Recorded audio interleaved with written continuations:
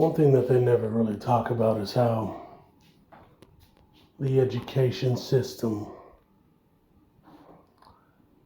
doesn't really like critical thinking.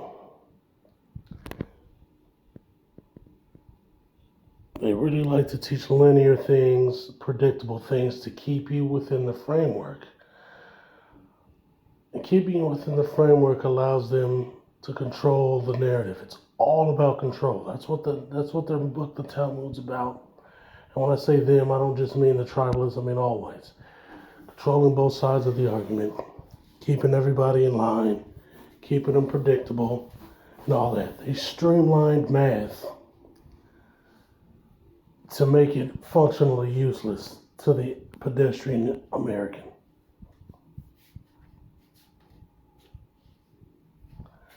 They streamlined it to make it useless to the pedestrian American. And then they put this program in play around the world. I remember in the 60s, there was a guy named, I think, Paulo Freire or something along those lines. And he came up with a mathematical method to educate poor farmers and people in rural areas. It was a very effective method, teaching them how to learn sequential mathematics, which gives people critical thinking skills because you use similar formulas in logic. And so he was doing this in the 60s, and then America couped the government like they always do, and then they put in their puppet. They exiled this man, and they erased the whole curriculum because they didn't like the idea of him creating critical thinkers. They don't like critical thinkers. They don't like critical thinkers. They don't like certain. They have a set narrative when it comes to history, when it comes to science, when it comes to everything. And you stay in that narrative. You stay in that box. When you argue anything outside of that box, they want to shut it down. They want you to shut up and stay in that goddamn box. When it comes to, let's say, Black Revolution, there's two categories. You're either going to go the Malcolm X route, and they frame Malcolm X as this radical that runs his mouth. That's it. They don't really go into what he says, but he's radical. And then you got the Martin Luther King path, which is this passive method. So you're either going to be a loudmouth radical or passive guy.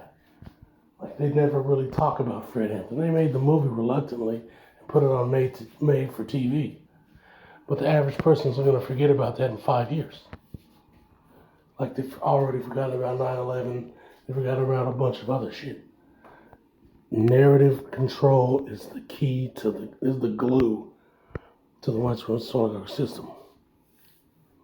When it comes to Latinos, we all know the reality of the Latino. Black Latinos, Dominicans, Cubans, Black Nicaraguans, Black Belizeans, these people don't count. They're black.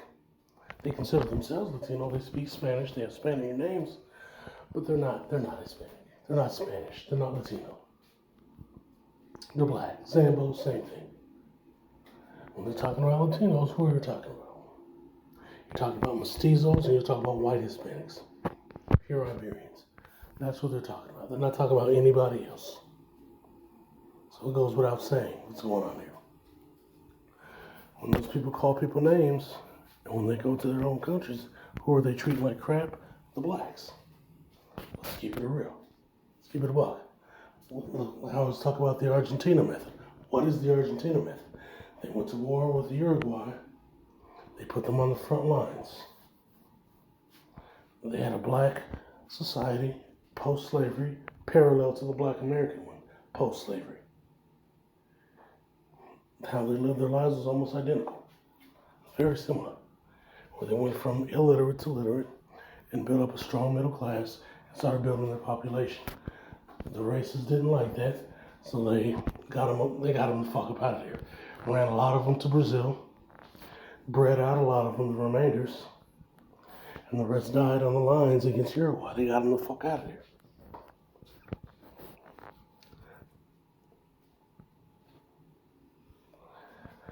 So we're not going to play this game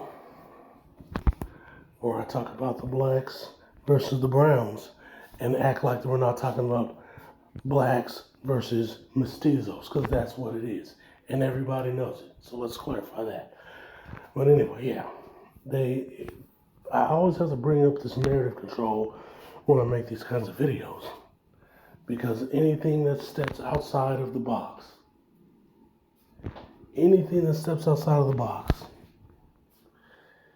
is seen as this massive threat.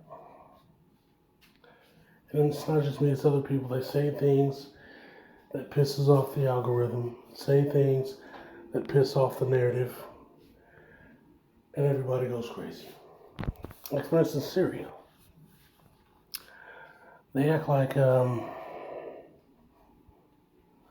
the West was playing this massive chess game and they were just pulling all these moves. It's not really that deep. Here's what happens. With Gaddafi, they led him into a false sense of security. They had him round up all the terrorists in one fucking prison. America, Qatar, they came in there with the tribalists and that piece of shit, Chris Stevens. They freed the terrorists, they armed the terrorists, they destabilized the country, they took them out. That's it. Then they brought in their puppet, Khalifa Haftar, to take half the country. They put the NTC in the other half. The NTC dissolved, and they took the Tuaregs. Now the Tuaregs got a little out of control. They became AZT or whatever, along with all the terrorists. And now you have the situation in Mali. Why is that happening? Because they want to break up the Triple Alliance. Now, if the Triple Alliance had never happened, they would have just wiped all those terrorists the fuck out. They would have wiped those terrorists out. They blew up the aquifer so that the Tuaregs couldn't get any water. You don't want to get any water, you have to play ball. Get the water shipped to you and listen to the authority of Caliph on one side and the puppets on the other. But hey, at least they got a Cinnabon. Now, we all know what happened after that. Gaddafi's out of the mix. Situation going on with ISIS in North Africa, in Mali. Chris Stevens, even though he got killed at the CIA black site in Benghazi, he had already set up the Libya to Syria pipeline of weapons. The Syrian leader took out ISIS, took out al-Nusra, had him hidden up in Idlib. America was funding them, hoping that they could take out Assad along with the tribalists. It didn't work. But the foolish mistake was they let them get fed and fattened by Turkey, America's proxy, in Idlib. They ended up taking Aleppo, regrouping, and having a huge strike. They've recently tried the same exact strategy in Mali and it failed. They're going to regroup and try it again. So they chased out Bashar al-Assad, and what was the first thing they did? They put in the leader of al-Nusra. And now what they're doing, they're slaughtering the Alawites, they're slaughtering the Christians, they're slaughtering the Druze. The tribalists took a bunch of land as a quote-unquote buffer zone because they're trying to expand their country. That's a story for another day. Situation in Iran's very similar. Now, in the mainstream news, they don't talk about this. Not as much.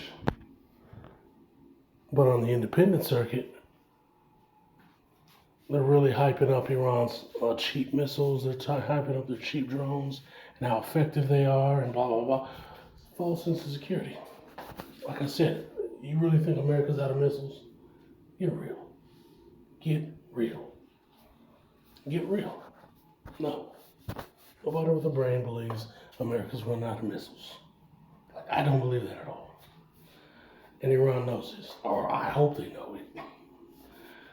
But yeah, they're regrouping to see what kind of capabilities they have, how long this can keep going, how much it'll cost.